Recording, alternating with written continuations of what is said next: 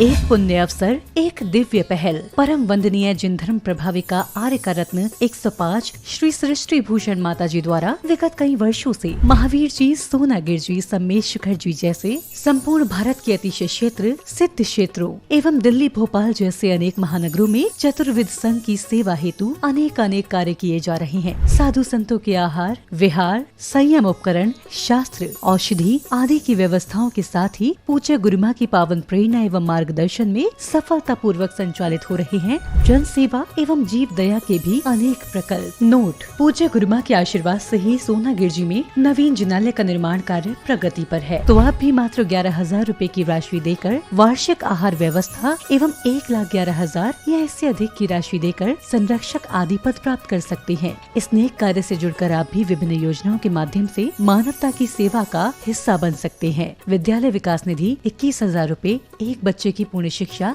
वार्षिक, 11,000 रूपए विद्यार्थी यूनिफॉर्म एवं पुस्तक दान 5,100 रूपए, गौ सेवा एवं संरक्षण योजना 11,000 रूपए और साथ ही चतुर्विद संघ की आहार व्यवस्था, औषधालय, स्वावलंबी योजना, छात्रवृत्ति एवं अन्य योजनाओं में हस्त मुक्त राशि देकर 7 पुण्य प्राप्त कर सकते हैं। आप अपनी सहयोग राशि निम्न बैंक खाते में जमा करा सकते हैं। बैंक पंजाब नेशनल बैंक, खाता संख्या 0212 000 1011 77277, IFSC code PUNB 00212000, UPI ID 826962 7577 @PNB एवं जमा की गई राशि नीचे दिए गए नंबरों पर अवश्य सूचित करें। संपर्क सूत्र 9376591001, 9376571003, 7880099109।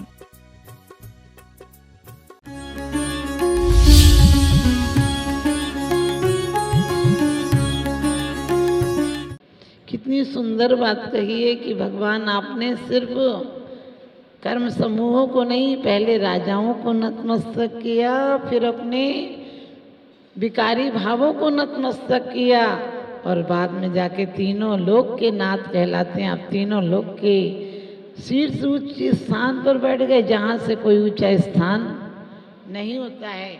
और कितनी सुंदर बात कही, देवेंद्र हो, चक्रवर्ती हो, नारायण हो, प्रति नारायण हो, और कह दिया लब्धम शिवम च जिन भक्ति रूपैत भव्या। हम लोग रोज पढ़ते हैं वृष चक्रेशम चक्रेशम अनिहर चक्रेशम हे गुण देशम दयामृतेशम मक्रेशम। भगवान आपने चक्रवर्ती को होकर तो राजाओं को नतमस्तक किया, लेकिन वृष चक्रेशम जब धर्म चक्र आपके हाथ में आया, धर्म चक्र आपके लिए आया तो क्या हुआ? तीनों लोग नतमस्तक हो गया। वास्तव में किसी को झुकाकर कुछ नहीं मिलेगा। झुकाना है तो ऐसे बन जाओ कि तीन लोग अपने आप झुके। कि श्री सेन की पर्याय में उनके पुत्र ही एक दासी कन्या पर मोहित होते हैं। कहीं कहीं लिखा है कि वेश्या कन्या पर मोहित हो जाते हैं, लेकिन उन्हें इतना दुख होता है कि वो एक जहर मिश्रित फूल सूंघ लेते हैं। श्री सेन मर जाते हैं। उनकी दोनों रानियां मर जाती हैं। सत्यभामा नाम की जो नौकरानी है वो भी सूंघ लेती, बहुत भक्त थी, लेकिन चारों के चारों आहार दान दिया था। आहार दान दिया था क्योंकि कहते हैं, तुलसी जी भी कहते हैं, तुलसी जग में आए के कर लीजिए दो काम, देवे को टुकड़ा भला और लेवे को प्रभु नाम। दानम पूजा मुखम ना सावे तेण बिना। और कह दिया जो दान का द्रव्य खाता है वो कभी भी सुखी नहीं रहता है, और जो पूजा का द्रव्य खाता है, दान का द्रव्य खाता है, वो नियम से दुर्गतियों में जाता है। अब आप लोग कहोगे यहाँ तो कोई नहीं खाता है फिर भी व्यापार नहीं चल रहा है। ये पुराने हिसाब किताब अब आ रहे हैं। आपकी फाइलें तो 10-20 साल 10-20 भव के बाद खुलेंगी। यहाँ बीज बोया जाता है, तुरंत आम नहीं आ जाता है। बीज बोने के कम से कम 5 साल लगते हो। कर्म तो जितनी आसक्ति से, जितनी क्रोध कसायों से भोगा जाता है, उतने दिनों बाद हृदय में आता है। तो जो श्री सेन की पर्याय में उन्होंने आहार दान दिया था, उसका पुण्य देखिए, दुर्गति में नहीं गया। क्योंकि कसाई से नहीं किया था, धर्म से लोग च्युत हो रहे हैं इसलिए अपमान में कर लिया। और कहते हैं भोग भूमि गए, वहाँ से स्वर्ग गए, वहाँ से आकर फिर राजा के बेटे हुए, उसके बाद दीक्षा ली, फिर चक्रवर्ती हुए, फिर राजा के बेटे हुए, फिर दीक्षा ली, फिर स्वर्ग गए, फिर गिरेवक गए, फिर चक्रवर्ती हुए, फिर आप सबको पता है कभी कभी विकास हो तो विकास होता ही चला जाता है और विनाश हो तो विनाश ही होता चला जाता है। धन्य शांतनाथ भगवान की बाद में मेघरथ राजा की पर्याय में, वहाँ भी कहते हैं चक्रवर्ती थे मेघरथ की पर्याय में भी, और एक बाज से कबूतर की जान बचाने के लिए अपना क्या अंग दान दे दिया कि एक जीव बचता गए। आपने देखा होगा लोग कहते दान का प्रभाव, अभय दान अनंगसरा ने दिया था तो क्या हुई, विशल्या हुई। क्या जन्मते ही कैसा शरीर मिला था, पहले तो स्वर्ग गई और बाद में आकर जो लक्ष्मण की शक्ति हटी उसके नहाने के जल से ऐसे दोष दूर हो जाते थे, रोग ठीक हो जाते थे। आज अपन सबका शरीर रोगों का घर बना हुआ है। कभी विचार किया, क्योंकि हमने मुनियों को आहार नहीं दिया, त्यागियों को आहार नहीं दिया, हमने व्रतियों को आहार नहीं दिया, उसका परिणाम है कि वीरांतराय कर्म का क्षय उपशम नहीं मिला।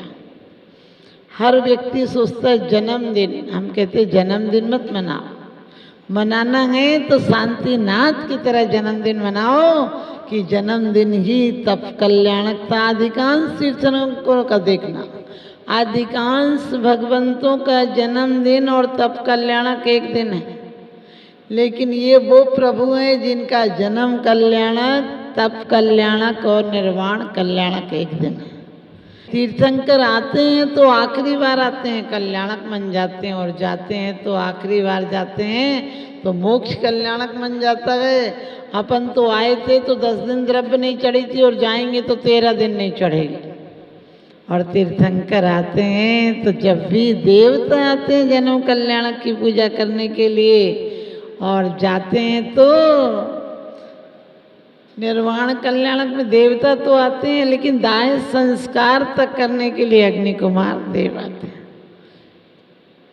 क्योंकि जिसने जीवन भर संस्कार किया हो, जीवन को संस्कार के सांचे में ढाला हो, उसकी मौत भी एक संस्कारित होती है। हमारे और आप जैसे कहने से नहीं कि आज उनके अंतिम संस्कार में जा रहे हैं। हमने कहा जीवन में एक संस्कार नहीं किया, अब चला गया, अब अंतिम संस्कार कहाँ से होगा।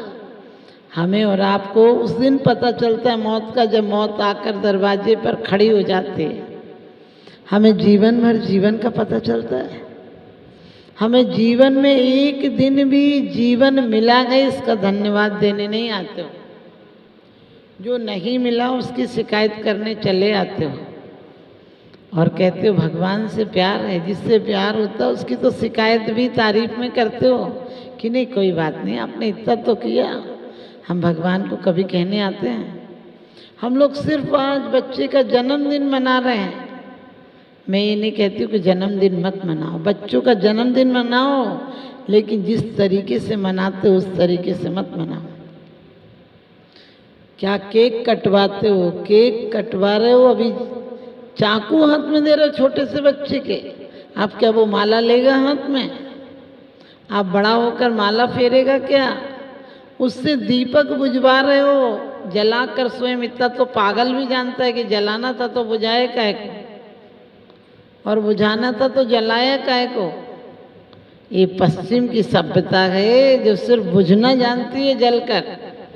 हमारे यहाँ तो वो जन्म कल्याणक होता है कि आखिरी दिन दिवाली हो जाती है। सत्य हिंसा के मार्ग पर चलाती रहे जिंदगी, आपको भी यूं ही प्रेम के पथ पर बढ़ाती रहे जिंदगी। और साल में एक आध दिन दीप जलाए तो क्या जलाए, अरे ऐसे जलाओ प्रेम के दीप कि तुम्हें भी शांतिनाथ बनाती रहे जिंदगी, तुम्हें भी शांतिनाथ बनाती रहे जिंदगी। वास्तव में लोग शांति विधान करते हैं, अपने जीवन का एक भी विधान नहीं बदलते हैं, संविधान नहीं बदलते। उस संविधान का क्या होगा जो अंग्रेजों का बनाया हुआ अब तक चल रहा है। आपने देखा ऐसे ऐसे रूल्स बने हुए, हमारे भारत का संविधान नहीं है।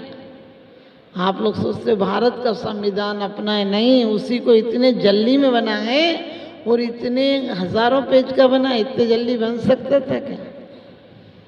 गांधी जी ने भी कहा था कि कोशिश तो ऐसी करनी चाहिए कि उनके हर प्रतीक जला देना चाहिए।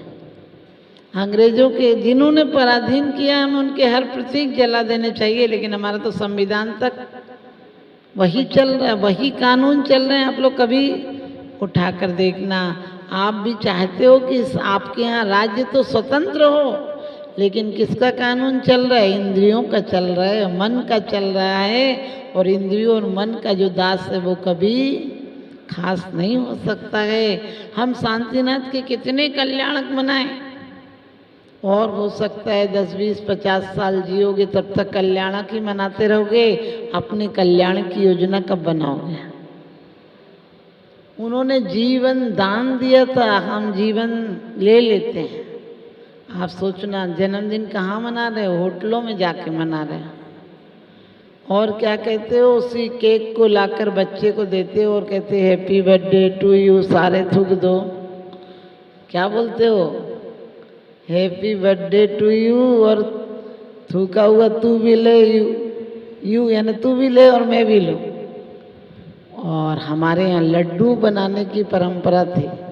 आपने देखा, वहाँ लड्डू गोपाल कहा जाता है, लेकिन कहीं ये कहा जाता है केक गोपाल। कृष्ण जी के यहाँ बार बार कहते हैं कि उन्होंने लड्डू चुरा के खाए थे, मक्खन खाया था। लेकिन हमारे यहाँ आज तक कभी आपने सुना कि किसी ने कहा हो केक चोर, पेप्सी चोर, कोको कोला चोर, ये सब लिखा है? क्योंकि ये सब पश्चिम की सभ्यता है। हमारे भारत की संस्कृति अपनी गौरवान्वित संस्कृति थी, जीव दया की संस्कृति थी। और उसका परिणाम था कि हमारे यहाँ लड्डू बनाए जाते थे, हमारे यहाँ दीपक जलाए जाते थे। आज भी देखो, कोई सभा का शुभारंभ होता तो कहते दीप प्रज्वलन फलाने करेंगे। यदि कोई मंदिर में होती तो बोले आरती वो करेंगे। यदि कहीं शुभ काम होते बोलते दीपक तो जला लो। जमाई की आरती उतारते हो तो दीपक से उतारते हो, और बच्चों के जन्मदिन दीपक बुझा के मना रहे हो। ये बच्चे तुम्हारे कोई कामयाबी होंगे क्या कभी?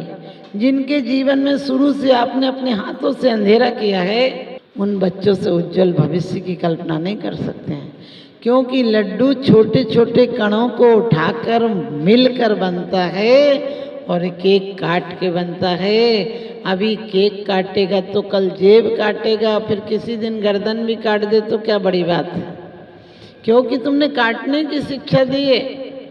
हमारे भारत में हर शुभ काम में आपको पता है दीपक जलाए जाते थे। हम लोगों को जन्मदिन पर चाहिए एक पेड़ लगा दें। आप तो कई लोग तो पेड़ कटवा देते हैं अपने मकान बनाने के लिए। अरे एक नीम का पेड़ 500 साल चलता है, और 500 साल में कम से कम वो ऑक्सीजन देता है 1,70,000 रुपये की। सिर्फ 20 साल में देता, अपने जीवन काल में इतनी ऑक्सीजन देता है। लेकिन आज कोई नीम के पेड़ लग रहा है, ना जाने क्या क्या भौतिक साधनों का उपयोग कर रहे हैं हम ऑक्सीजन के लिए, और विटामिन्सों के लिए। धूप नहीं मिलती है, हवा नहीं मिलती है, स्वच्छ कोई वातावरण नहीं है, और कहते हैं हमने बहुत विकास किया है। धन्य है उन्होंने बेटों की गलती देखकर दीक्षा ले ली। मैंने एक बार तो मौत को स्वीकार कर लिया, बाद में आगे आगे यही भावना भाई कि विकास होता जाए। हर भाव में जब जब मनुष्य हुए तब तब दीक्षा ली। आप लोग इच्छाओं से भी दीक्षा ले सकते हो क्या? नहीं, मंदिर में तो कह के बहुत अच्छी अच्छी बातें जाते हो, और मंदिर के बाहर जाते हो तो वही जन्मदिन क्यों मनाते हो? और जन्म चाहिए क्या? अरे जन्मदिन मनाओगे तो इतने जन्म मिलेंगे कि एक श्वास में 18 बार जन्म मिलेगा। और कितने जन्मदिन मनाओगे? 18 बार मरण भी मिलेगा। जन्म तो वो है जो शुरुआत है, और मौत प्रमाण पत्र है। तुम परीक्षा में क्या तुमने लिखा ये प्रमाण पत्र देता है। जन्म से कोई जैनी नहीं हो जाता है, मर के जरूर जैन हो जाता है। यदि जीवन भर जैन सिद्धांतों पर चला, जैन सिद्धांत कोई व्यक्तिगत नहीं है, हिंदू हिंदू धर्म को मानता है, ईसाई ईसाई धर्म को मानता है, लेकिन जैन नाम का कोई धर्म नहीं है जिसमें जन जन के कल्याण की भावना हो, वो जैन धर्म, वो परम शांति की उपलब्धि हो, ऐसी हमारी शुभ भावना है। आप लोगों के जीवन में शांति आए, आपके जीवन में सुख आए, यही भावना भाते हैं। क्योंकि कहते हैं हंस कर जियो, हंस कर जियो और हंसा कर जियो, एक दिन तुम भी भक्ति का प्याला पियो और भव सागर से तिरो, यही हमारी आशीर्वाद है।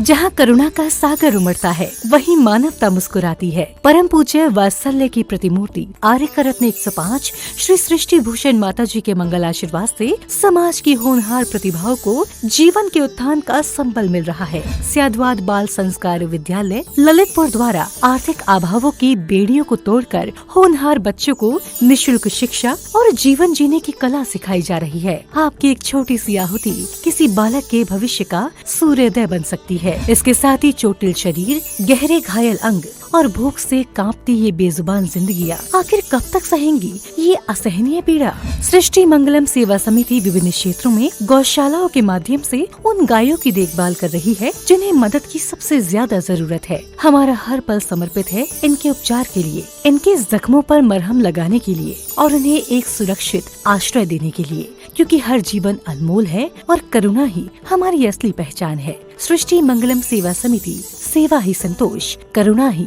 कर्म। इस नेक कार्य में जुड़कर आप भी विभिन्न योजनाओं के माध्यम से मानवता की सेवा का हिस्सा बन सकते हैं। विद्यालय विकास निधि 21,000 रूपए, एक बच्चे की पूर्ण शिक्षा वार्षिक 11,000 रूपए, विद्यार्थी यूनिफॉर्म एवं पुस्तक दान 5100 रूपए, गौ सेवा एवं संरक्षण योजना 11,000 रूपए, संयोग राशि हेतु बैंक एवं डिजिटल भुगतान विवरण, खाता धारक श्री सृष्टि मंगलम सेवा समिति, बैंक पंजाब नेशनल बैंक, खाता संख्या 0212 000 1011 77277, IFSC code PUNB 0021200, UPI ID 8269625777@PNB। विशेष लाभ, समिति को दिया गया दान आयकर अधिनियम की धारा 80 एवं 12A के अंतर्गत कर मुक्त है। अपनी रसीद प्राप्त करने हेतु पैन कार्ड की जानकारी साझा करें। 9376571001, 9376571003, 9660408461।